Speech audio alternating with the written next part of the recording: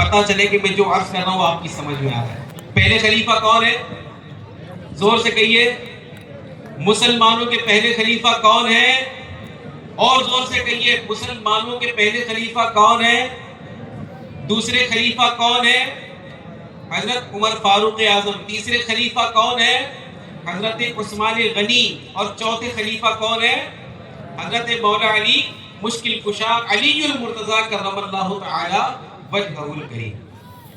ایک مرتبہ مسلمانوں کے تیسرے خلیفہ حضرت سیدنا عثمان غنی رضی اللہ تعالی عنہ،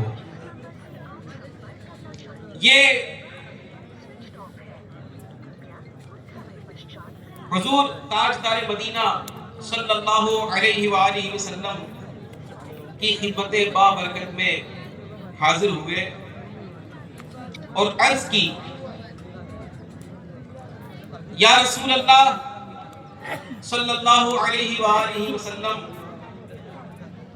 آج آپ کی میرے گھر دعوت ہے۔ آج آپ کی میرے گھر دعوت ہے۔ میں آپ تمام اسلامی بھائیوں سے عرض کر رہا ہوں کہ آپ اپنی توجہ بیان کی طرف رکھیں۔ یہ جو کام کر رہے ہیں کیمرہ مین اسلامی، ان کا کام کرنے دیں، یہ ان کا کام چلتا رہے گا۔ آپ ان کی طرف توجہ ہوں گے تو جو کچھ بیان کیا جائے گا وہ آپ کی شاید سمجھ میں نہ آ پائے۔ تو پلیز آپ جس مقصد کے لیے آئے آپ اس کی طرف توجہ رکھیں۔ آپ اپنی توجہ بیان کی طرف رکھیں۔ بڑا عشق و مستی بھرا واقعہ، بڑی عشق و مستی بھری روایت آپ کی خدمت میں پیش کر رہا ہوں، انشاءاللہ ایمان تازہ ہو جائے گا۔ آپ اپنی توجہ اس طرف رکھیں۔ ایک مرتبہ سیدنا عثمان غنی رضی اللہ تعالی عنہ حضور تاجدار مدینہ صلی اللہ علیہ وآلہ وسلم کی خدمت بابرکت میں حاضر ہوئے اور عرض کی، یا رسول اللہ صلی اللہ علیہ وآلہ وسلم، آج آپ کی میرے گھر دعوت ہے۔ سرکار مدینہ صلی اللہ علیہ وآلہ وسلم نے قبول فرما لیا اور اپنے صحابہ سمیت حضرت عثمان غنی رضی اللہ عنہ کے گھر تشریف لے چلے۔ اب پیارے اسلامی بھائی، جب پیارے آقا صلی اللہ علیہ وآلہ وسلم حضرت عثمان غنی رضی اللہ عنہ کی دعوت قبول فرما لی، اور جب آپ حضرت عثمان غنی رضی اللہ عنہ کے گھر کی طرف تشریف لے جانے لگے تو سیدنا عثمان غنی رضی اللہ عنہ حضور کے پیچھے ہو گئے صلی اللہ علیہ وسلم۔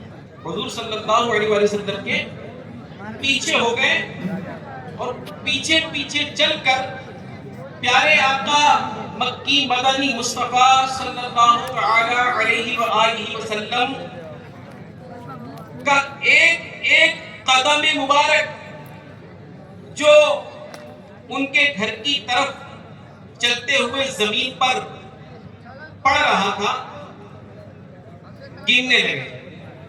حضرت عثمان غنی کیا کرنے لگے؟ پیارے آقا علیہ السلام کے قدم مبارک گننے لگے۔ اللہ کے پیارے حبیب صلی اللہ علیہ وآلہ وسلم نے دریافت فرمایا، اے عثمان، یہ میرے قدم کیوں گن رہے ہو؟ یہ میرے قدم کیوں گن رہے ہو؟ حضرت عثمان غنی رضی اللہ عنہ نے عرض کی، یا رسول اللہ صلی اللہ علیہ وآلہ وسلم، میرے ماں باپ آپ پر قربان، میں چاہتا ہوں کہ آپ کے ایک قدم کے بدلے میں آپ کی تعظیم و توقیر کی خاطر ایک غلام آزاد کر دوں۔ چنانچہ حضرت عثمان غنی رضی اللہ عنہ کے گھر تک تاجدار مدینہ صلی اللہ علیہ وآلہ وسلم کے جتنے قدم پڑے اتنے ہی غلام حضرت عثمان غنی رضی اللہ تعالی عنہ نے آزاد کیے۔ جب یہ دعوت ہو چکی تو مسلمانوں کے چوتھے خلیفہ حضرت مولا علی مشکل کشا کرم اللہ تعالی وجہہ الکریم اپنے گھر تشریف لائے. اس دعوت سے فارغ ہو کر حضرت مولا علی رضی اللہ عنہ کے گھر تشریف لائے. حضرت سیدتنا فاطمہ الزہرا رضی اللہ عنہا نے دیکھا کہ حضرت علی غمگین نظر آ رہے ہیں، آپ کا چہرہ اداس ہے. حضرت مولا علی رضی اللہ عنہ غمگین ہے، دکھی ہے. تو ایک سمجھدار بیوی جو ہوتی ہے نا، اپنے شوہر کے چہرے سے پہچان جاتے کہ میرے شوہر کو کوئی ٹینشن ہے، کوئی فکر ہے، کوئی مسئلہ ہے. سیدہ فاطمہ زہرا رضی اللہ تعالی عنہا نے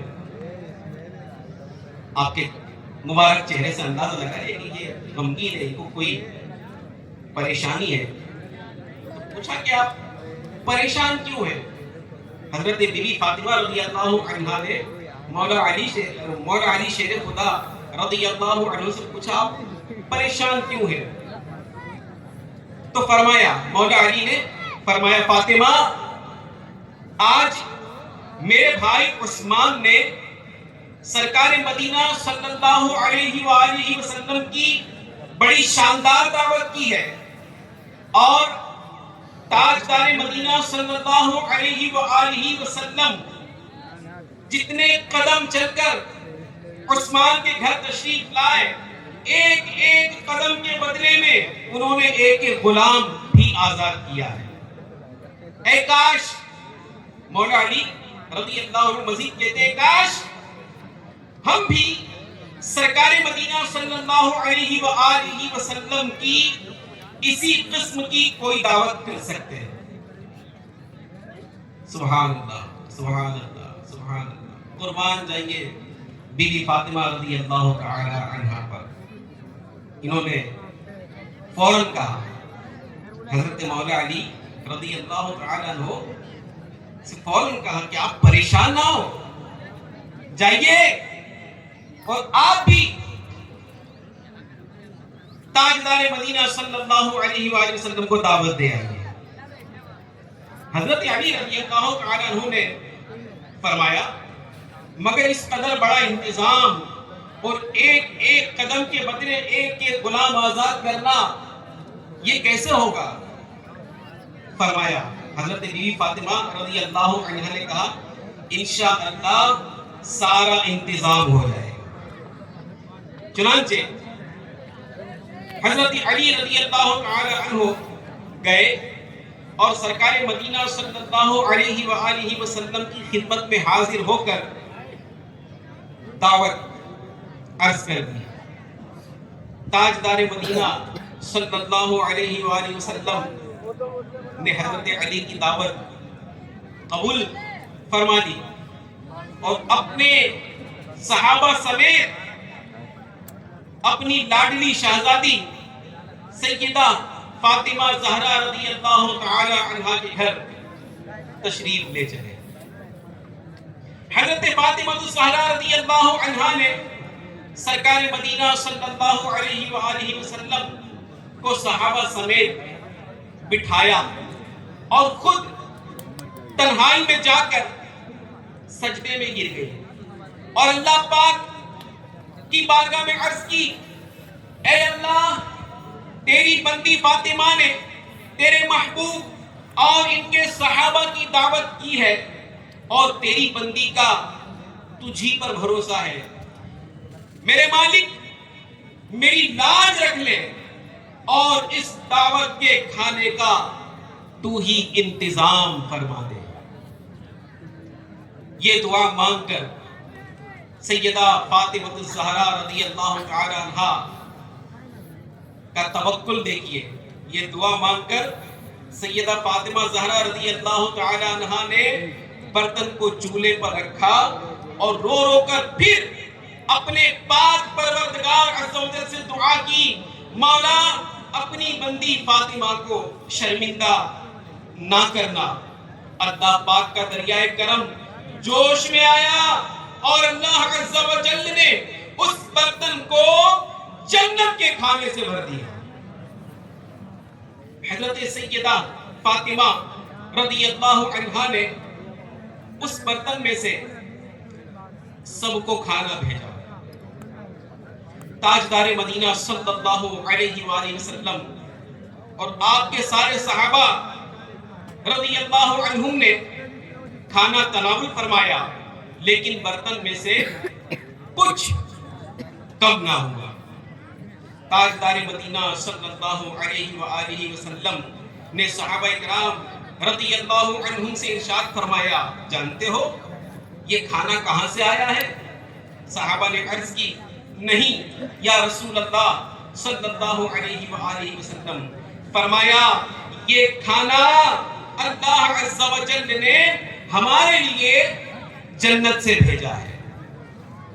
صحابہ کرام رضی اللہ عنہم یہ سن کر بڑے خوش ہوئے، یہ کھانے کا تو انتظام ہو گیا۔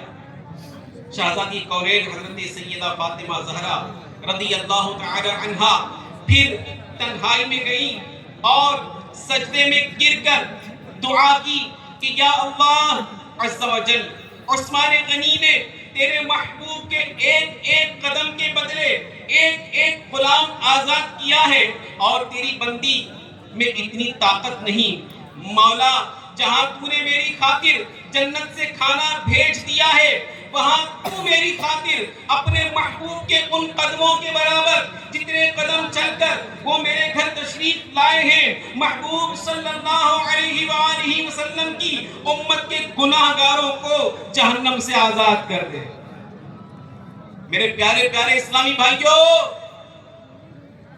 دل کے کانوں سے سن لیں، آقا صلی اللہ تعالی علیہ وآلہ وسلم کی لاڈلی شہزادی حضرت فاطمہ زہرا رضی اللہ عنہا جب اس دعا سے فارغ ہوئیں تو حضرت جبرائیل امین علیہ السلام نے حاضر ہو کر تاجدار مدینہ صلی اللہ علیہ وآلہ وسلم سے عرض کی، یا رسول اللہ صلی اللہ علیہ وآلہ وسلم، اللہ تعالیٰ نے مجھے یہ بشارت دے کر بھیجا ہے کہ آپ کی صاحبزادی کی دعا قبول فرماتے ہوئے ہم نے آپ صلی اللہ علیہ وآلہ وسلم کے ہر قدم کے بدلے ایک ایک ہزار گناہگاروں کو جہنم سے آزاد کر دیا ہے۔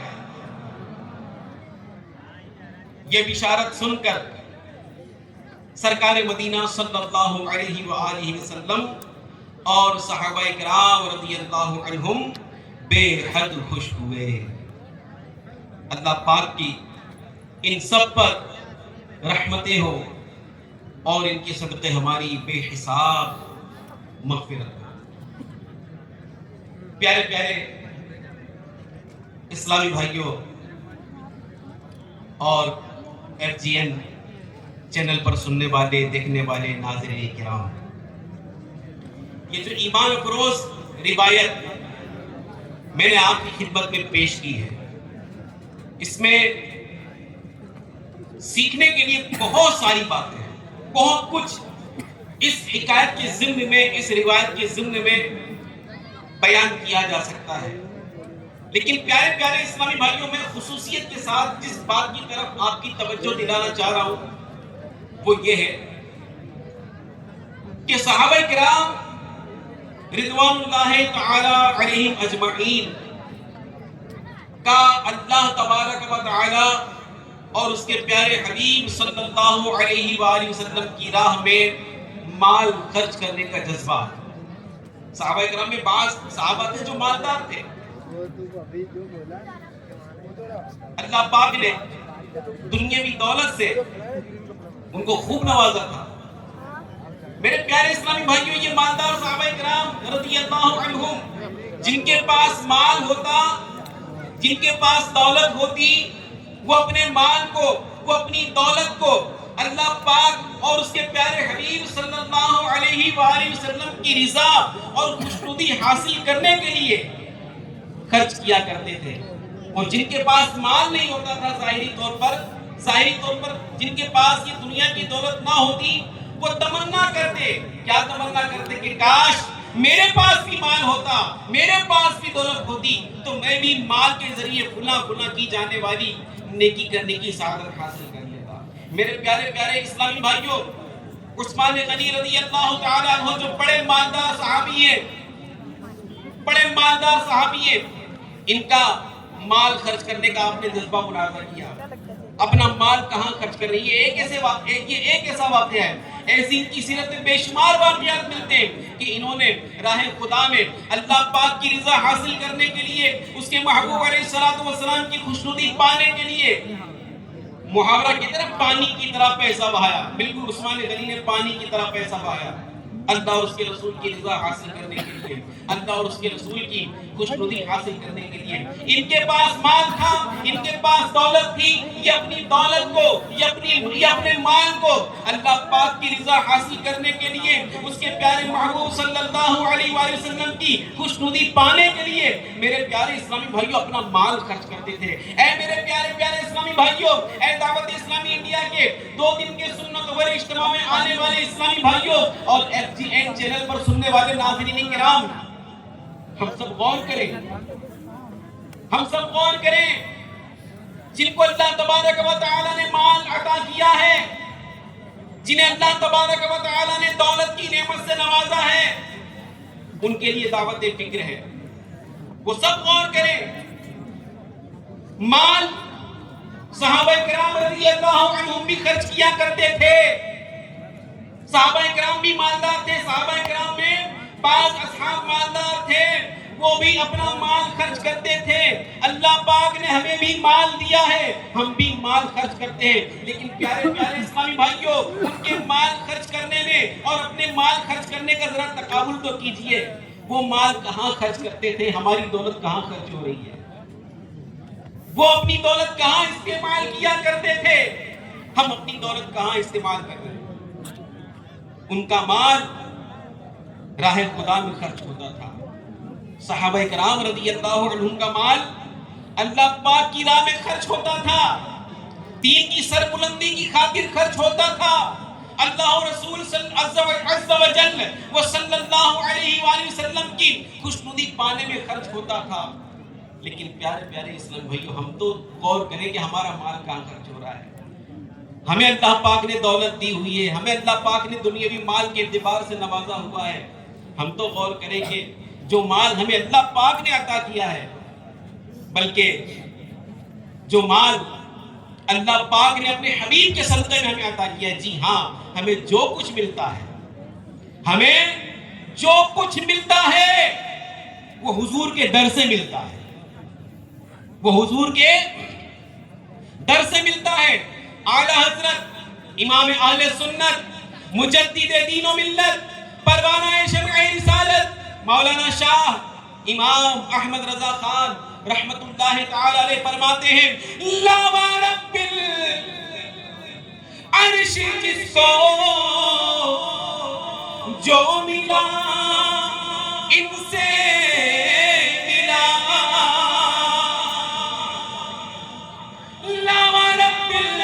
رب کعبہ کی قسم، رب کعبہ کی قسم، لا رب العرش جس کو جو ملا ان سے ملا، ارے بٹتی ہے کونین میں نعمت رسول اللہ کی، بٹتی ہے کونین نعمت رسول اللہ کی۔ آپ کو جو مال ملا اپنا کمال مت سمجھنا، آپ کو جو دولت ملی اپنا کمال مت سمجھنا، یہ ہمارا کمال نہیں ہے، یہ حضور کی عطا ہے، یہ حضور کی، زور سے کہیے یہ حضور کی۔ میرے پاس جو کچھ ہے وہ کس کا دیا ہوا ہے؟ حضور کا دیا ہوا۔ اور جی ہاں، یہ ایسا نہیں کہ اعلیٰ حضرت اپنے گھر کی بات بیان کر دی، اپنے ذہن میں کوئی بات آئی اور لکھ دیا، نہیں، حدیث پاک ہے، اللہ پاک کے پیارے پیارے آخری نبی مکی مدنی محمد عربی صلی اللہ تعالی علیہ وآلہ وسلم فرماتے ہیں، انما انا قاسم واللہ یعطی، اللہ عطا کرتا ہے، میں تقسیم کرتا ہوں۔ تو جو مل رہا ہے حضور کے در سے مل رہا ہے، جو مل رہا ہے حضور کے در سے مل رہا ہے. ہمیں جو دولت ملی ہے کس کے در سے ملی ہے؟ کس کے در سے ملی ہے؟ اس کی بخشش ان کا صدقہ دیتا وہ ہے، دلاتے یہ ہے. دینے والا اللہ ہے، تقسیم کرنے والے رسول کریم ہے صلی اللہ علیہ وسلم. رسول اللہ کے در سے ملتا ہے. اعلیٰ حضرت ایک اور مقام پر فرماتے ہیں بخدا خدا کا یہی ہے در، نہیں اور کوئی مگر جو وہاں سے ہو یہی آتے ہو، جو یہاں نہیں وہ وہاں نہیں. جو جس کو ملتا ہے حضور کے در سے ملتا ہے. اب میرے پیارے اسلامی بھائیوں، ہم سوچیں، ہم غور کریں کہ ہمیں دولت ملی ہے، مال ملا ہے، حضور کے در سے ملا ہے. اب حضور کی دی ہوئی دولت، اللہ پاک کی عطا کی دولت جو حضور کے صدقے میں ہم کو ملی ہے، ہم غور کریں. صحابہ اکرام کو بھی دولت ملی تھی، کہاں خرچ کرتے تھے؟ ہمیں دولت ملی، ہم کہاں خرچ کر رہے ہیں؟ یہاں وہ اسلامی بھائی مستثنا ہے جو ماشاءاللہ ایسے بھی ہیں عاشقان رسول، جنہیں اللہ پاک نے مال کی نعمت سے نوازا ہے، دولت کی نعمت سے نوازا ہے. ماشاءاللہ وہ اپنا مال اللہ پاک کی راہ میں خرچ کرتے ہیں، مساجد بنانے میں خرچ کرتے ہیں، مدارس بنانے میں خرچ کرتے ہیں، دین کی سر بلندی میں خرچ کرتے ہیں. جو خرچ کرتے ہیں سر کروڑ مرحبا، ان کو مبارک ہو، اللہ انہیں اور برکتیں عطا فرمائے. یہاں میں ایک جنرل بات کر رہا ہوں کہ آج ہمارے پاس مال ہے. ہم غور کریں میرے پیارے اسلامی، ہمارا مال کہاں خرچ ہو رہا ہے؟ ہمارا مال کہاں خرچ ہو رہا ہے؟ راہ خدا میں مانگو، موڈ آف ہو جاتا ہے. کل آنا، 10 تاریخ کو آنا، 20 تاریخ کو آنا. ابھی رمضان کا مہینہ آئے گا، بیچارے جو عاشقان رسول مدارس چلاتے ہیں، جامعات چلاتے ہیں، دینی تنظیمیں چلاتے ہیں، وہ جب آتے ہیں زکوٰۃ دینے کے کتنے دھکے کھلاتے ہیں. 10ویں روزے کے بعد آنا، 20ویں روزے کے بعد آنا. اور کتنا مطلب کہ بعض لوگ ہیں جو مطلب اللہ کی راہ میں دینے سے کتنا مطلب کہ ان کو گرا گزرتا ہے، کتنا مطلب کہ دشواری کے ساتھ دیتے ہیں اللہ کا عطا کیا ہوا مال اللہ کی راہ میں دینے سے. لیکن ہماری حالت یہ ہے، اللہ کی راہ میں دینے میں بہت مطلب کہ گرا گزرتا ہے، نفس پر گرا گزرتا ہے. لیکن میرے پیارے پیارے اسلام بھائیوں، جہاں فضول اور ناجائز کاموں میں خرچ کرنے کی بات ہے تو پھر نہ کوئی مندی ہے. ڈونیشن لینے جاؤ دینی مدارس کے لیے، دینی تنظیموں کی، ابھی مندی چل رہی ہے، ابھی دھندا نہیں ہے، ابھی پریشانی ہے، دنیا بھر کی پریشانی. ایسی پریشانیاں بتاتے ہیں، ایسے دکھڑے سناتے ہیں، ایسا لگتا ہے کہ یار زکوٰۃ کا حقدار تو یہ، اس کو زکوٰۃ دے دو. ایسے دکھڑے سناتے بعض لوگ. لیکن جہاں ان کے گھر میں شادی آئی، جہاں ان کے گھر میں کوئی فنکشن آیا، پھر دیکھو یہ کیسا خرچ کرتے ہیں. ہماری دولت میرے پیارے اسلامی بھائیوں، راہ خدا میں بدقسمتی سے معذرت کے ساتھ عرض کر رہا ہوں، ہمارے پاس مال، ہمارے پاس دولت، ہمارے پاس بہت کچھ ہے، راہ خدا میں دینے کو دل نہیں کرتا. لیکن ہمارے گھروں میں ہونے والی شادیاں ہمیں بتاتی ہیں کس کے پاس کتنا مال ہے. لاکھوں کروڑوں روپے میرے پیارے اسلامی بھائیوں، مسلمان، آج کا مسلمان فضول خرچی میں برباد کر دیتا ہے. یہ شادیاں ہوتی ہیں، مال و دولت ملا ہوا ہے. اب لوگوں کو پتا چلنا چاہیے کہ میرے گھر میں شادی اور میں کون ہوں. میرے گھر میں ہونے والی شادی کس شان سے ہوتی ہے. وہ اپنی شان دکھانے کے لیے، اپنا اسٹیٹس دکھانے کے لیے، اپنی بڑائی لوگوں میں جتانے کے لیے، پھر وہ پانی کی طرح پیسہ بہاتا ہے. لاکھوں روپے، کروڑوں روپے شادیوں کے اندر خرچ ہوتے ہیں. اور پھر میرے پیارے اسلامی بھائیوں، ان باتوں پر خرچ ہوتے ہیں جن کا ضرورت سے کوئی لینا دینا نہیں ہوتا، جن کا نیکی اور ثواب سے کوئی لینا دینا نہیں ہوتا.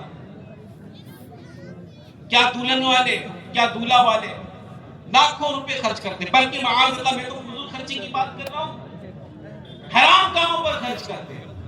شادیوں کے اندر ناچ گانوں پر خرچ کیا جاتا ہے، بینڈ بازوں پر خرچ کیا جاتا ہے. نہ جانے کتنی ایسی رسومات ہیں جو شرعاً ممنوع ہیں، ناجائز ہیں، حرام ہیں. ان رسموں پر لاکھوں روپیہ خرچ کیا جاتا ہے. اور پھر تمنا یہ ظاہر کرتے ہیں، آرزو یہ کرتے ہیں کہ ہمارے گھر میں ہونے والی شادی خانہ آبادی ہو. تو یہ کیسے ہوگا میرے پیارے اسلامی بھائیوں؟ یہ شادی برکت والی کیسے ہوگی؟ یہ شادی خانہ آبادی کیسے ہوگی؟ برکت والی شادی کس کو کہا گیا ہے؟ برکت والا نکاح کس کو کہا گیا ہے؟ ہم مومنوں کی پیاری پیاری امی جان ام المؤمنین حضرت سیدتنا عائشہ صدیقہ رضی اللہ تعالی عنہا سے روایت ہے، اللہ پاک کے پیارے پیارے آخری نبی مکی مدنی محمد عربی صلی اللہ علیہ وآلہ وسلم نے ارشاد فرمایا، برکت والا نکاح وہ ہے، برکت والا نکاح وہ ہے جس میں بوجھ کم ہو، جس میں بوجھ کم ہو۔ اس حدیث پاک کی شرح میں حکیم الامت مفتی احمد یار خان نعیمی رحمت اللہ تعالی علیہ فرماتے ہیں بوجھ کم ہو سے کیا مراد؟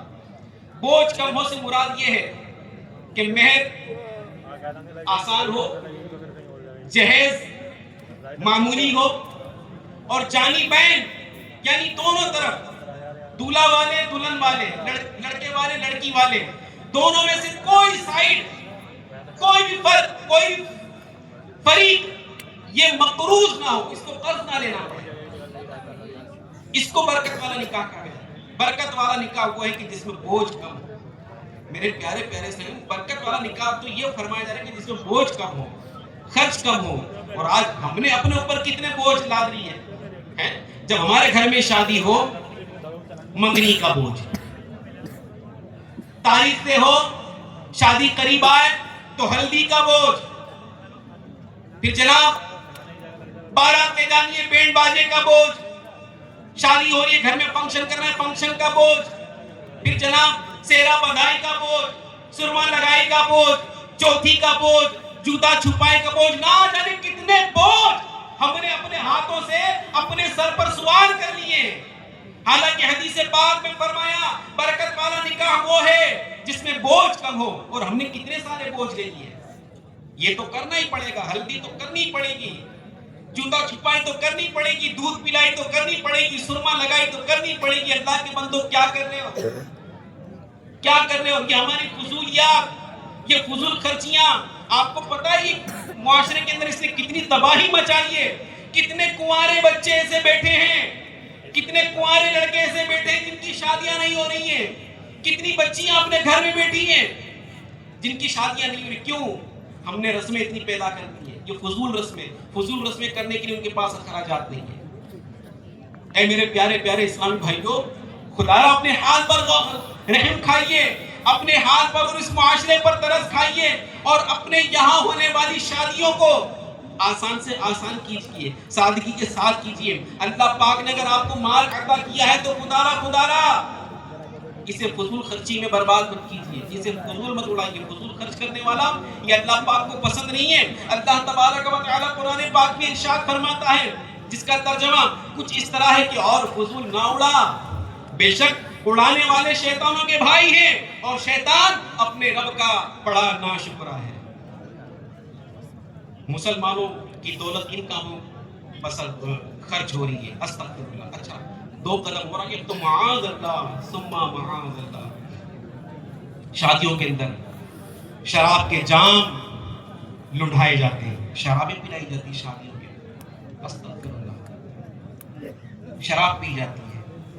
اور مسلمانوں کی دولت ہے، مسلمانوں کی دولت نشے کی نظر ہو رہی ہے، نشہ کر رہا ہے مسلمان، اللہ پاک کی دی ہوئی دولت سے، اللہ پاک کے عطا کیے ہوئے مال سے نشہ کر رہا ہے، خود شراب پی رہا ہے، شرابیں پلا رہے ہیں۔ میرے پیارے پیارے اسلامی بھائیوں، ایک جین چرن کے ناظرین، کیا اللہ پاک نے ہمیں دولت اس لیے دی ہے، ہمیں مال اس لیے عطا فرمایا ہے کہ ہم اس مال کو، اس دولت کو نشہ کرنے میں برباد کریں، شرابیں پینے میں برباد کریں؟ جو شراب پیتا ہے یا کسی کو شراب پلاتا ہے، جو اپنے مال کو نشے میں خرچ کرتا ہے، نشے میں برباد کرتا ہے، آج بدقسمتی سے شراب پینا ایک فیشن بن گیا ہے۔ شادیوں کے اندر شراب پینا، کوئی خوشی کا موقع آیا، برتھ ڈے آئی، شراب پی لی، تو جناب فلموں سے یہ سیکھ لیا ہے کہ پینے کا شوق تو نہیں ہے، غم بھلانے کے لیے شراب پی رہا ہوں۔ اے شرابیں پینے والوں، اے اپنی دولت کو، اے اپنے مال کو نشے کی نظر کرنے والوں، کان کھول کر سنو، اللہ تبارک و تعالیٰ کو یہ شراب کتنی ناپسند ہے، کتنی ناپسند ہے۔ جب شراب کی حرمت کا حکم نازل ہوا، شراب حرام ہونے کا حکم نازل ہوا، تو اس وقت پیارے پیارے آقا مکی مدنی مصطفیٰ صلی اللہ تعالیٰ علیہ وسلم نے ارشاد فرمایا. حضرت عبداللہ ابن عمر فرماتے ہیں کہ ایک بار میں مسجد محبوب رب داور میں مسجد میں محبوب رب داور شفیع روز محشر صلی اللہ علیہ وآلہ وسلم کی بارگاہ میں حاضر تھا. اس اجتماع میں اور ناظرین کرام میں اللہ نہ کرے میرا کوئی ایسا بھائی ہے جو اس لعنت میں گرفتار ہے, نشے کی لعنت میں گرفتار ہے.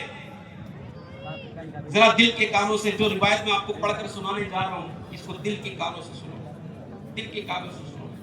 حضرت عبداللہ بن عمر رضی اللہ تعالیٰ عنہما سے منقول ہے, آپ فرماتے ہیں کہ ایک بار میں مسجد میں پیارے پیارے آقا مکی مدنی مصطفیٰ صلی اللہ علیہ وآلہ وسلم کی بارگاہ میں حاضر تھا. اچانک آپ صلی اللہ علیہ وآلہ وسلم نے ارشاد فرمایا جس کے پاس جس قدر شراب ہو میرے پاس لے آئے. شراب کی حرمت کا حکم نازل ہوا, حکم فرما دیا گیا کہ شراب اب حرام ہے.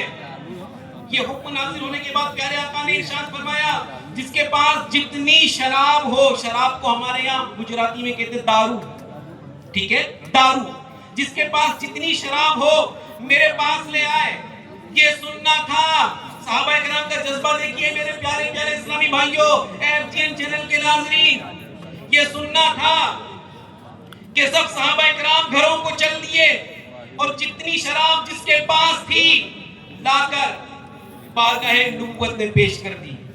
کوئی مٹکا لے کر آ رہا تھا تو کوئی شراب سے بھرا ہوا مشکیزہ, الغرض جس کے پاس جو کچھ تھا لے آیا. جب سب آ گئے تو آپ صلی اللہ علیہ وآلہ وسلم نے ارشاد فرمایا اس ساری شراب کو میدان بقیع میں جمع کر دو, جب جمع ہو جائے تو مجھے بتانا. اس حکم پر بھی فوراً عمل ہوا. پھر سرکار صلی اللہ علیہ وآلہ وسلم بقیع غرقد کی جانب تشریف لے جانے لگے تو میں بھی آپ صلی اللہ علیہ وآلہ وسلم کے ہمراہ ہو لیا. اب جو کچھ بیان ہو رہا ہے اسے تصور میں لانے کی کوشش کی تھی, کتنا پیارا منظر ہے. حضرت عبداللہ بن عمر بیان فرما رہے کہ جب پیارے آقا علیہ السلام بقیع غرقد کی جانب تشریف لے جانے لگے تو میں بھی آپ صلی اللہ علیہ وآلہ وسلم کے ہمراہ ہو لیا. راستے میں امیر المومنین حضرت ابو بکر صدیق رضی اللہ عنہ مل گئے تو سرکار ابدرار صلی اللہ علیہ وآلہ وسلم نے انہیں میری جگہ لے لیا اور مجھے بائیں طرف کر دیا. پھر کچھ آگے جا کر حضرت عمر فاروق بھی مل گئے تو آپ صلی اللہ علیہ وآلہ وسلم نے مجھے پیچھے کر کے انہیں اپنی بائیں طرف لے لیا. یوں جب ہم سب اس جگہ پہنچے جہاں شراب جمع کی گئی تھی تو آپ صلی اللہ علیہ وآلہ وسلم نے لوگوں سے پوچھا کیا تم سب جانتے ہو کہ یہ کیا ہے؟ شراب کے ڈھیر کی طرف اشارہ کر کے فرمایا کیا تم سب جانتے ہو کہ یہ کیا ہے؟ سب نے عرض کی جی ہاں یا رسول اللہ, ہمیں معلوم ہے کہ یہ شراب ہے. تو آپ صلی اللہ علیہ وآلہ وسلم نے ارشاد فرمایا, اب جو کچھ ارشاد فرمایا, شراب پینے والا, شراب کا کاروبار کرنے والا, شراب کی ڈیلیوری کرنے والا, شراب کو ایک جگہ سے دوسری جگہ پہنچانے والا, اگر میرا کوئی اسلام بھائی اس بری آفت میں مبتلا ہے وہ دل کے کانوں سے سنے. حضور نے جو کچھ ارشاد فرمایا آپ سب کی توجہ چاہتا ہوں. اللہ کرے حضور کا یہ ارشاد ہماری تبدیلی کا سبب بن جائے. اللہ پاک ہمیں ہدایت نصیب فرماتے میرے ان اسلام بھائیوں کو جو اس طرح کی آفت میں مبتلا ہے. سنیے حضور نے سب سے ارشاد فرمایا کیا تم جانتے ہو کہ یہ کیا ہے؟ سب نے عرض کی ہاں یا رسول اللہ صلی اللہ علیہ وآلہ وسلم ہمیں معلوم ہے یہ شراب ہے.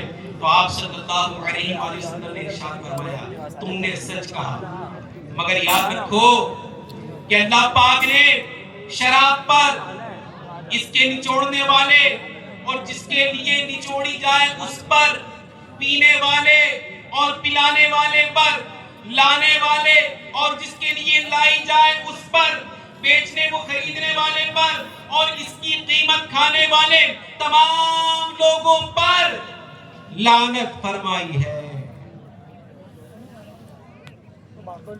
جس پر اللہ پاک لعنت فرما دے وہ کبھی بھی کامیاب, لانے والا, جس کے لیے لائی جائے, خریدنے والا, بیچنے والا, سب پر اللہ پاک نے لعنت فرمائی. پھر آپ صلی اللہ علیہ وآلہ وسلم نے ایک چھری منگوائی اور اسے تیز کرنے کا حکم دیا. اے عاشقان رسول، اے رسول اللہ سے محبت کرنے والوں، اے رسول اللہ پر اپنا سب کچھ قربان کرنے کا جذبہ رکھنے والے اسلامی بھائیوں، دیکھو دیکھو ہمارے آقا علیہ السلام کو شراب سے کیسے نفرت تھی.